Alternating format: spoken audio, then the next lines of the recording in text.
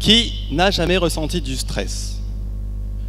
Qui n'a jamais eu de difficultés d'attention?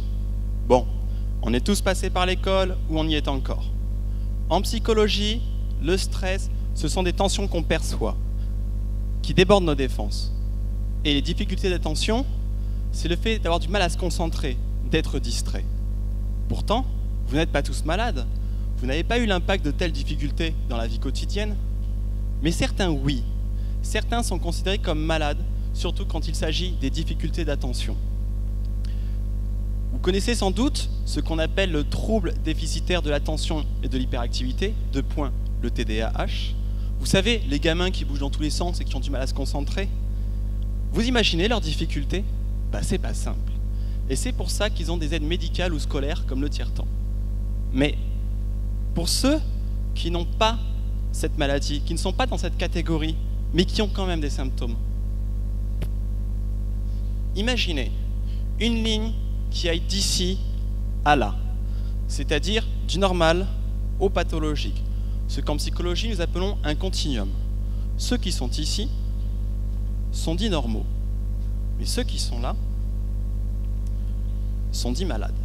Mais pour ceux qui sont là, au milieu, ils ne sont pas malades, mais pourtant avoir des difficultés importantes, eh bien, rien n'est fait pour eux. Dans ma thèse, je m'interroge sur leur situation. Dans mon équipe de recherche, nous travaillons sur le stress et les difficultés d'attention par rapport à la réussite scolaire et universitaire. Et moi, je m'intéresse plus particulièrement à ce qui va provoquer ces troubles, c'est-à-dire les prédicteurs, ou ce qui va augmenter ces difficultés, et ce sur quoi on pourra s'appuyer pour pouvoir les diminuer.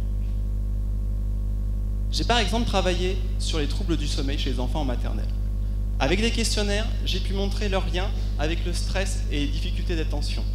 C'est-à-dire que les troubles du sommeil prédisaient les difficultés d'attention tout en étant générés par le stress. Et en ce moment, j'essaie de retrouver le même phénomène chez les étudiants. Alors, avec ma thèse, je voudrais montrer aux professionnels de la santé que l'on peut avoir des difficultés sans avoir de maladie diagnostiquée, sans être dans la case malade, car nous pouvons tous avoir des difficultés scolaires ou universitaires.